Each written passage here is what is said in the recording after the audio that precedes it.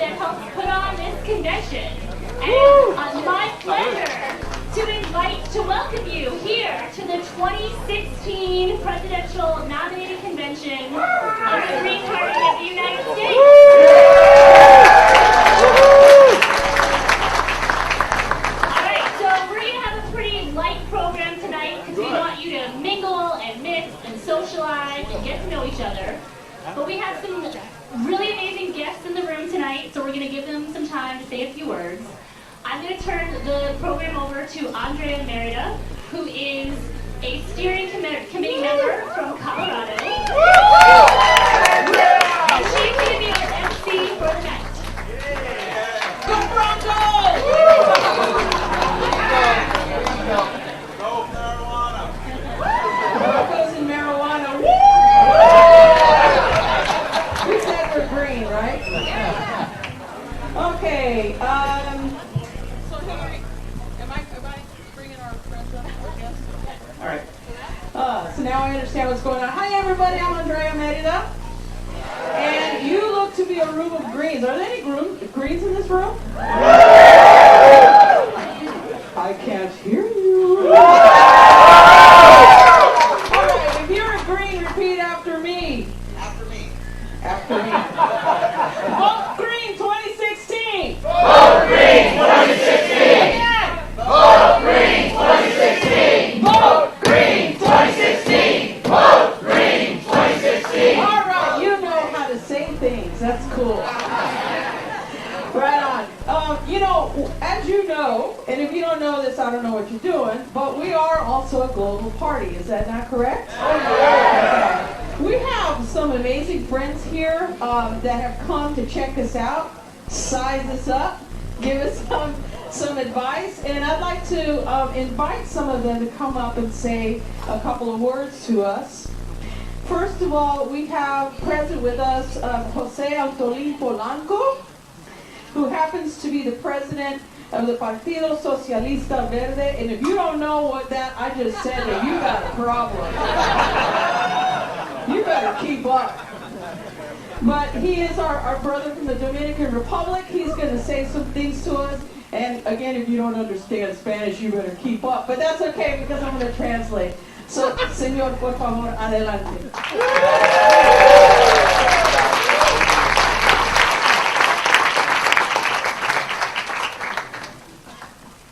Buenas noches, damas y caballeros. Un abrazo verde desde República Dominicana. A green embrace from the Dominican Republic. Bendiciones a todos. Blessings to all of you. República Dominicana es una isla en el centro de los huracanes en el Caribe Central. The Dominican Republic, which is an isle in the middle of hurricanes in the Caribbean. Somos verdes. We are green. Porque tenemos un corazón Because we have a heart que late, that beats, que vive that lives, y quiere ayudar a vivir a los demás. and wants to help others live. Somos verdes The greens are green porque amamos la vida. because we love life. Y somos políticos And we're political porque queremos hacer las leyes because we want to make laws que protejan la madre tierra. that protects Mother Earth. Thank you.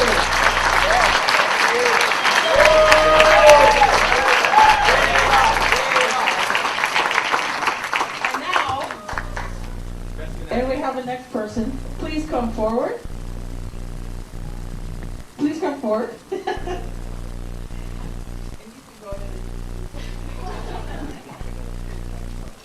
Thank you, Andrea. My name is Kelly Yen. I'm the coordinator of the Global Greens. And we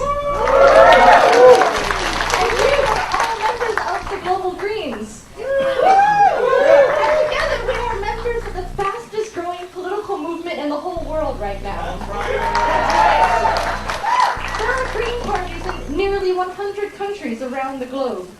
And together we are working on the same policies for the same values from the grassroots level, electing village chiefs down to the council level, up into the national level, at the regional level, and at the global level.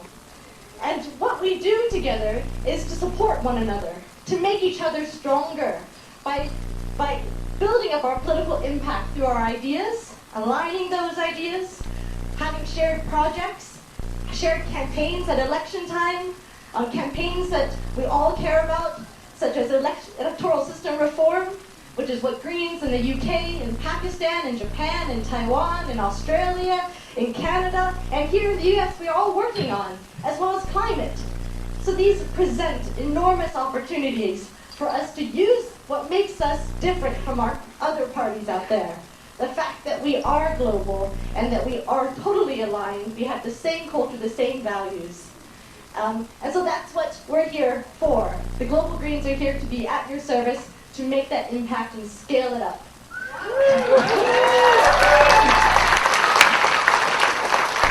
So I'm here at your service. I work in Brussels. It's my first time coming to visit the GPUS convention.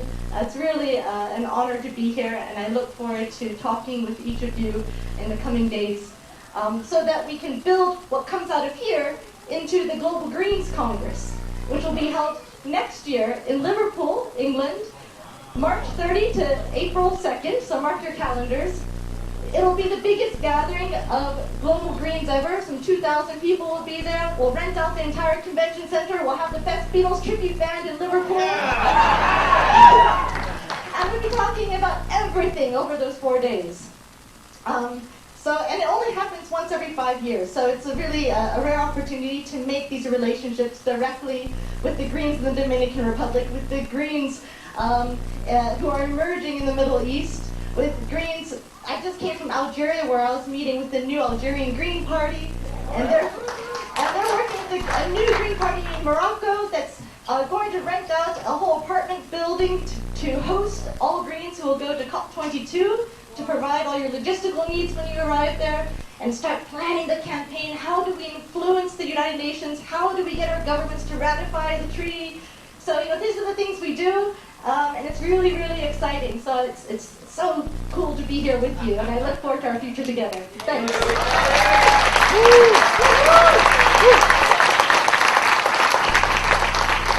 Now you heard from a couple of our Green family from around the country, and I think it's time now to bring it a little bit closer to home. I guess we cannot really have this party until we are given the blessing from our people from on the ground, from the mighty Harris County. It's not Houston County, it's Harris County Green Party. So I'd like to bring our comrades up here to give you an official welcome and to let you know the lay of the land, and so that we can bond with them. Here they are. First deep.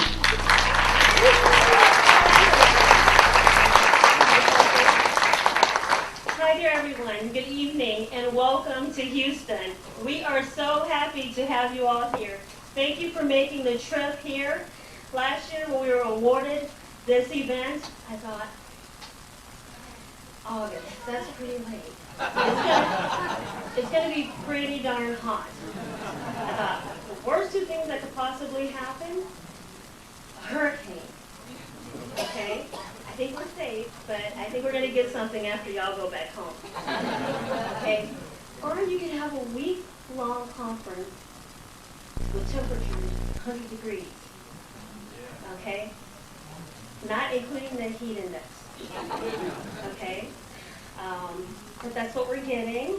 But fortunately, this is Texas, this is Houston, and we do air conditioning really well.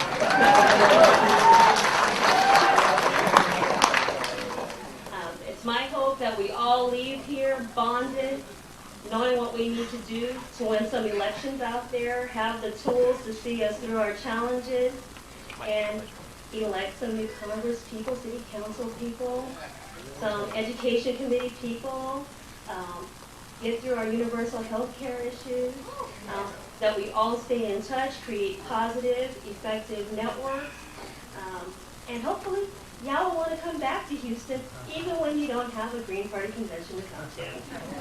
But you can always come to our Harris County Green Party meetings.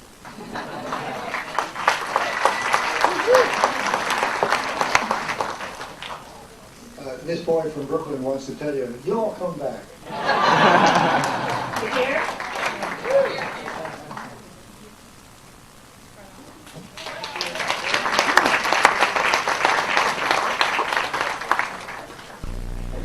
Okay,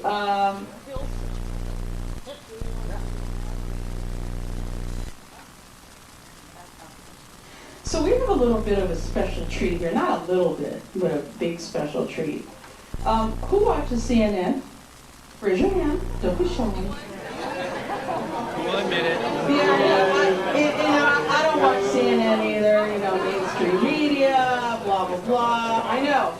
But I did happen to catch a really, really interesting video not all that long ago. And as you know, we have very important allies that were in the Bernie or Bust movement.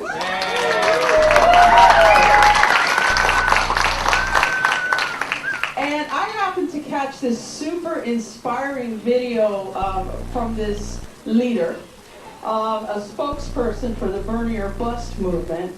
I watched this video clip from her CNN interview, and I immediately thought to myself, yes, I want to be a Bernie or Bust, and then I realized I'm a Green. So I couldn't do it. So, but I have to tell you, one thing that this political situation has shown is that there are people out there ready to take it to the mat for this democracy.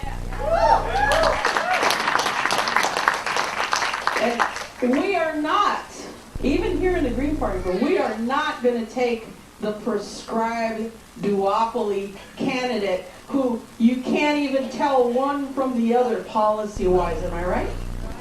Okay. Our guest here feels the same way. We have, where'd she go? Oh, there you are. Yane Indigo. And we're going to ask her to come up and to read us the riot act, or just to say hi to us. So here she is, Yane. Everybody give her a big round. Hi, how's everyone doing? So, I just would like to know who all I'm speaking to. So, how many people in the room are Green Party members who live in Houston or in the Texas area? Okay, awesome. And where are the other Green Party members? Just raise your hand if you're awesome.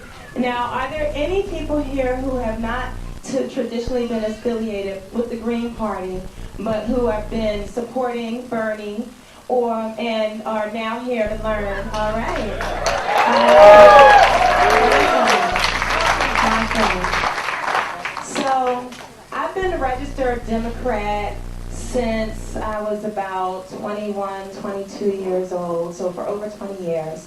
And I originally was registered as an independent, and then there was a primary election, and I live in Philadelphia and Pennsylvania, which has closed primaries, and I was forced to associate myself with the party. And as a black woman, and particularly as a black woman in Philadelphia, that just automatically becomes the Democratic Party. And so I've been in the Democratic Party for all of that time. But the reality is that because I'm Gen X, and Gen X as well as the millennials, we're just really not that loyal to the party. Right? We kind of evolved past that. And we're at a place now where what really matters is what's going to happen. And who's going to make what happen, right? So, you know, it's very, very easy for me to, always to imagine affiliating with a different party. Before Bernie started to run, I had become familiar with him. I was watching him because he spoke to the issues that I had been advocating around. And particular thing that he spoke to, which is something that I speak to often, is the issue of wealth inequity.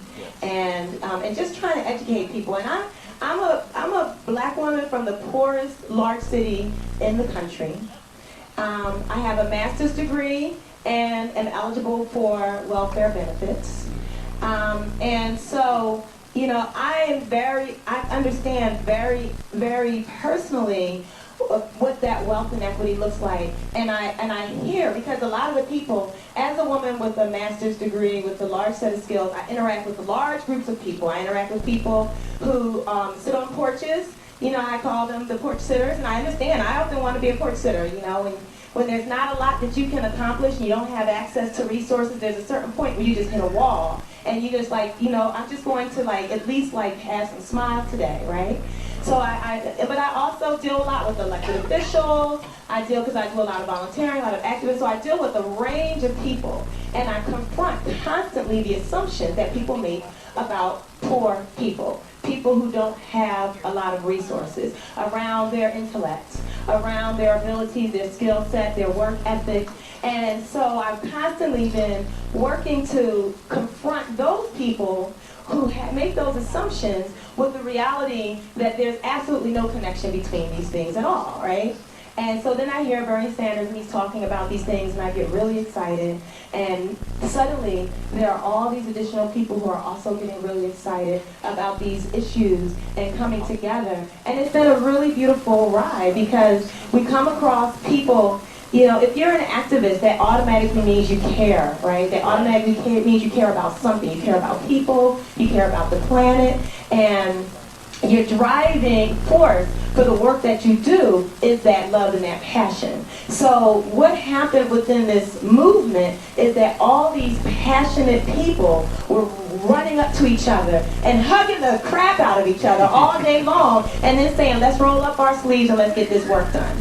And we saw what happened through the whole primary process. We saw what the Democratic Party did to the incredible candidacy that Bernie Sanders brought to the table. And we saw what he did with the Democratic to the voters who selected Bernie and who they blocked and who they put someone else in that position who was not the person that the majority of people selected and who has experiencing no consequences to that reality, right? Right. So then there has to be a question. Are you going to try to go inside there and reform this party that has demonstrated in every way, with every opportunity, that they really do not give a flying fuck about what it is that you care about, what it is that matters to you, and what's important to you?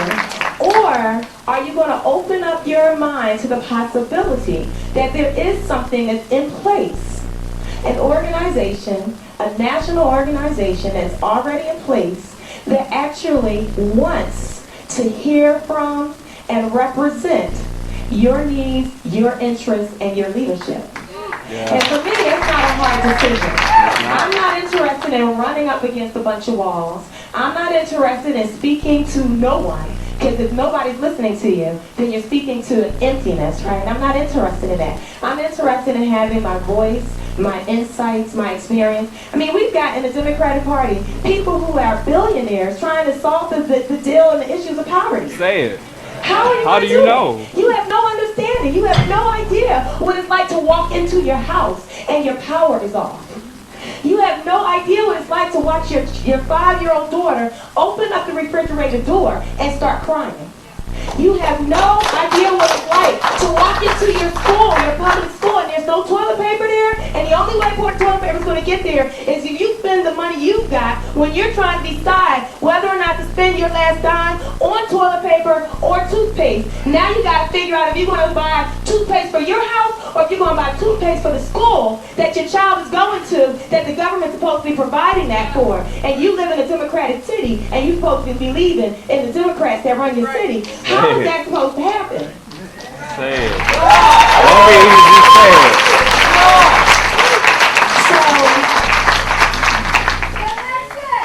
Exactly. So I exit with the other Dems, and I'm coming here because I believe that there's an open invitation here. And to me, it doesn't matter what the Green Party has been, honestly. It doesn't really matter to me if the Green Party has actually been able to accomplish a world of things at this point. It doesn't matter if the Green Party has been fully representative of everybody and everything. What matters to me is that everything that I've heard from people who are in the leadership, as well as from Jill Stein, presidential candidate Jill Stein, is that the Green Party wants to be representative of all of us. Even if they haven't been, that the Green Party is interested in opening up the doors for everybody who is activating around this goal of a better world. So I want to say a little something to the Green Party, and I want to say a little something to my fellow Bernie or Busters. To the Green Party, the people who have already been in the Green Party, what I want you to be paying attention to and thinking about really inside your hearts is the fact that you guys are probably, for the most part, mostly American, right?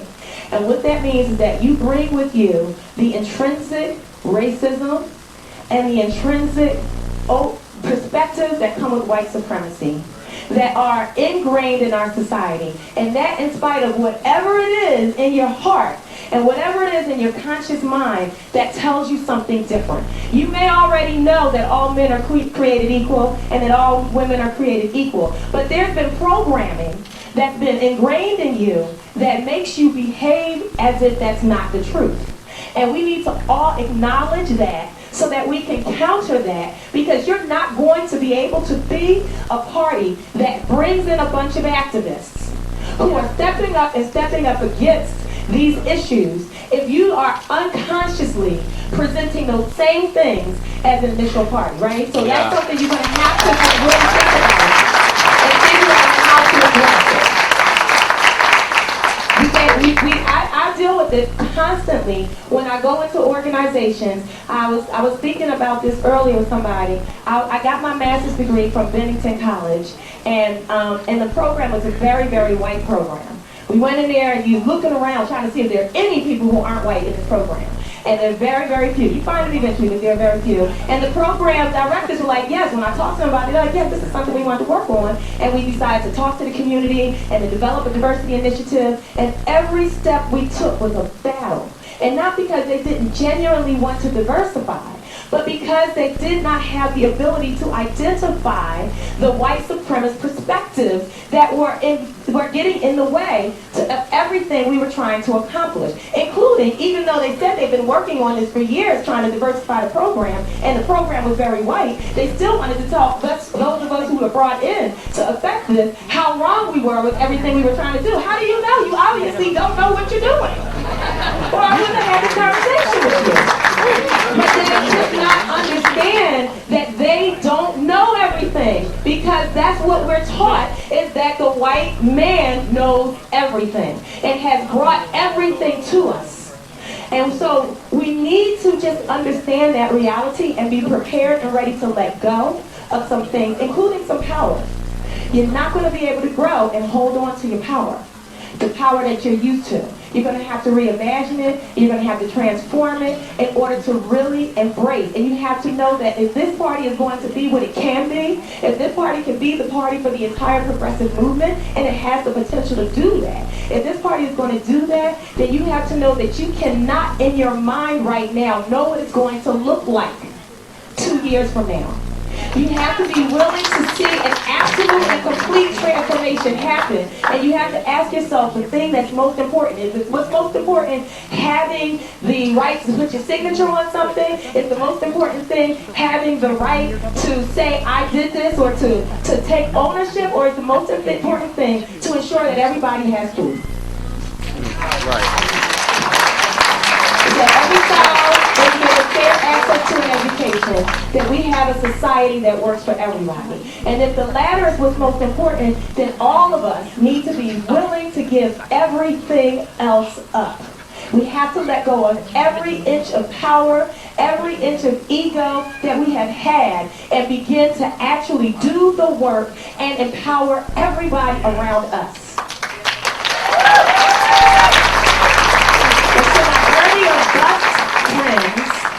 What I say is, while within that community we do have to do some of that same work, but we also have to be willing to be relentless in this relationship and actually holding each other to the fire. We can't just say, I didn't like what they did and roll, because there's no good place to go to. We have to say, I'm not feeling that, and I'm going to talk about it. We have to be willing to keep doing the work. We have to be willing to keep approaching. There are people who have been veterans of this party. There are people who have been in this party for years and years and years. And then there are a whole bunch of us that are coming in new.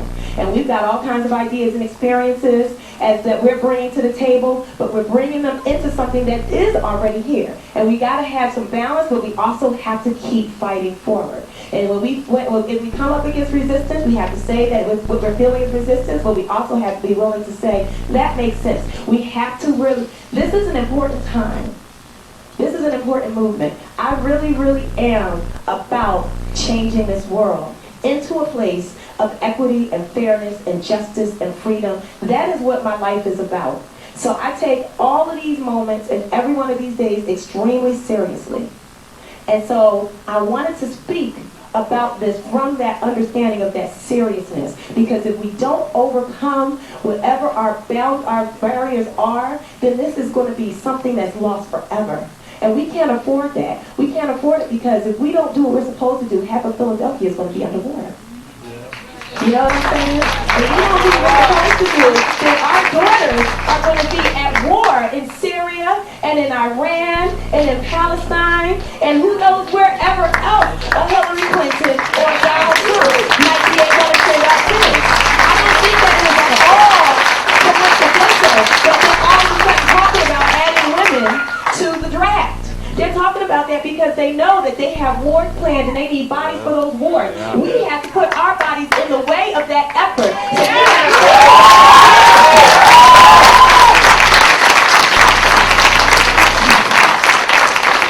The thing that I consistently communicate, and I really, really believe this so much, is that the most important thing that we have, the most important tool that we have in our arsenal is the spirit of love from which we function. That is the most powerful thing we have. We have to consistently work within that context. I have people in my Twitter feed all day, and people say things that are not what we think, and then people start attacking those people. I'm like, yo, take it back to love. We got to learn together. We got to grow together. We have to educate each other, but we have to never forget to be loving each other. And we have to remember that every single human being, we cannot be fighting for the rights of all but 3 people. It doesn't work. We can't be fighting for the rights of only the 99%. It doesn't work. The 1% is a part of the system, and they were created by the system. We are all one humanity, and we are all part of the same living race. So we have to really make sure that we're winning on behalf of everyone, even the ones who are standing against us, even the ones that are fighting against us. You don't have to argue all day with a Clinton supporter. Come on. You don't have to do that. You don't have to do that. But you do need to remember that that's somebody you're fighting for too. You're fighting for the Trump supporters. We're supposed to be in a country that allows that people can say, I hate all black people. A person can say that. They don't get to stop you from being able to eat. They don't get to stop you from being able to get educated. But they have the right to speak their truth. That's what we're fighting for. And if you try to diminish one, then you're diminishing all the others. So we have to make sure that we are the ones who are transcending. We have to be the ones that transcend the whole rest of the process. And we have to do it by constantly touching base again with the love that's in our hearts and in our spirits. If we fight with love, if we battle and we're soldiers of love, then we are guaranteed to win. We're guaranteed to win. So the last thing I want to say, we've talked about, people are talking, and people have different perspectives about what's possible, right? And what's possible for this election season. And we've got 90 days to move forward with this campaign. And that certainly is an uphill battle. But I encourage you all not to hear the messaging that says that it's not possible for us to win. Because there's no desire that anybody has to fight hard as hell for something they're going to definitely lose. The reality is that everything that we can imagine is possible. And if we're going to, no matter what it is, maybe you think that our one goal needs to be to get to 5%. Maybe you think our goal needs to be to get to 15% and get on the dates. Whatever it is that we're doing, if we're striving to win this presidency, we're going to accomplish those goals. That's where we need to be pushing our heart. That's where we need to be pushing our effort. We need to be communicating to everyone what is really possible. And And then we need to be understanding and strategizing based on that possibility. We cannot strategize for 15%. We have to strategize for our win. Thank you. So let's just spend this time really getting ourselves driven and organized and connected, and then let's go win this shit in November.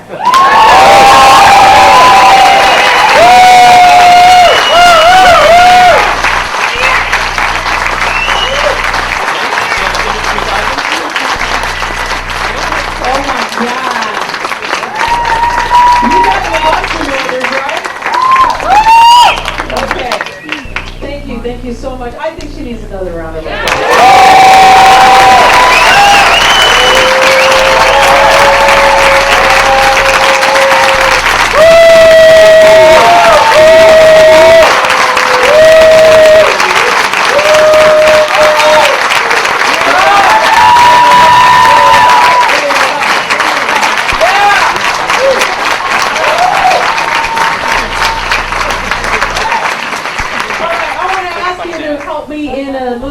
Because we have to represent from the other side of the huge spectrum. Repeat after me. First of all, I want to see, where are my Latinos at? A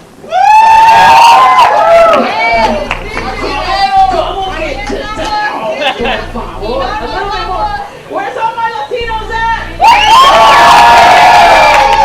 Sí, okay, say it with me. El pueblo unido jamás será vencido. El pueblo unido jamás será vencido. El pueblo unido jamás será vencido. All right. Now that does not mean the people united will never be divided. Please don't say that. It's defeated. Okay. So a couple of housekeeping things, and then we promise we won't keep talking your ear off. Although that was pretty good ear candy, I have to say. First of all, immediately after this meeting, if you consider yourself to be a watermelon, and by what do I mean by that? Where are my watermelons at? Right here. Raise your fist in revolution if you're a watermelon. And by that I mean you're green on the outside and you're red on the inside. Immediately after this reception, we will be out in that foyer. I said French. Out there, we're going to congregate. We're going to find somewhere to meet because we need to kick off our allegiance, right? Also, another housekeeping notice here after this meeting in the South Downtown Room number 261 at sometime around 8:30 after this is going to be the Women's Caucus. They're going to show a movie. It is not going to be Iron Angels, unfortunately. It'll be something else of social import. So please, you know, if you're not a watermelon, please go, especially if you're male, go hang out with the National Women's Caucus. You could be intersectional, can't you? Okay. All right. So please, I think that's the end of our talking your ears off. Sorry?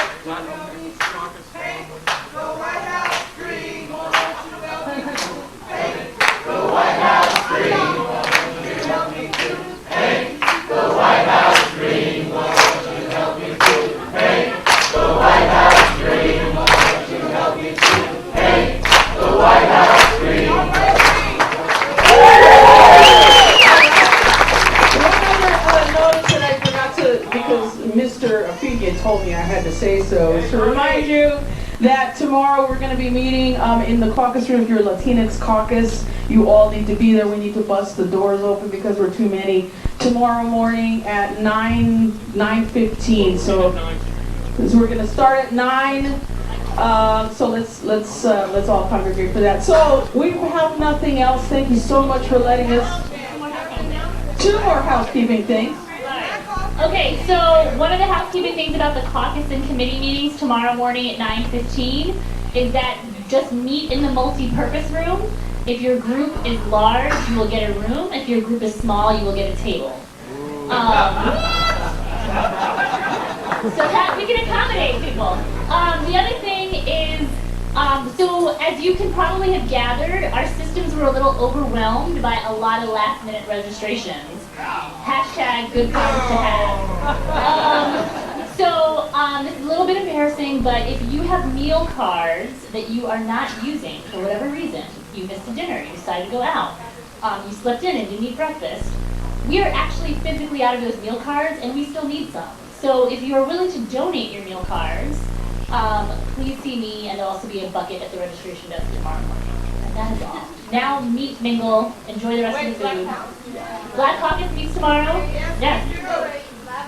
Lavender Caucus ready tomorrow. 8 a.m. Lots and lots of coffee. Lavender is 8 a.m. over breakfast. Great. All right.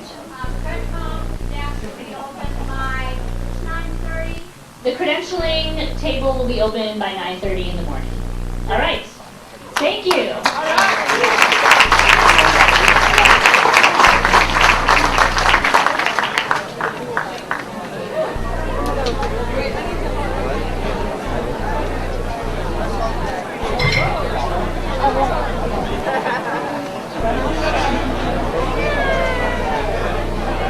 What do you want?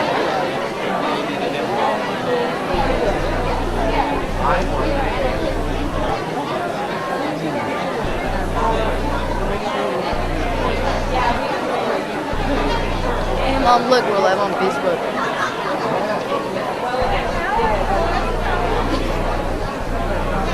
Yeah.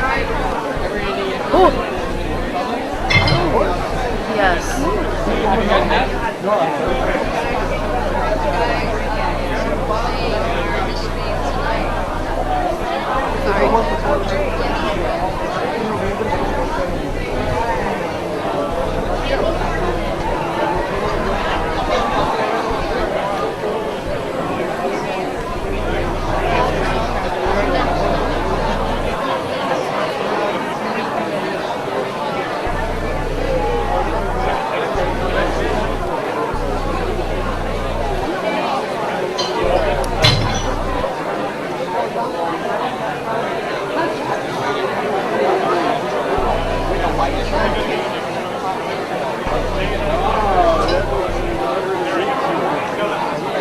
Representing the Rio Grande Valley.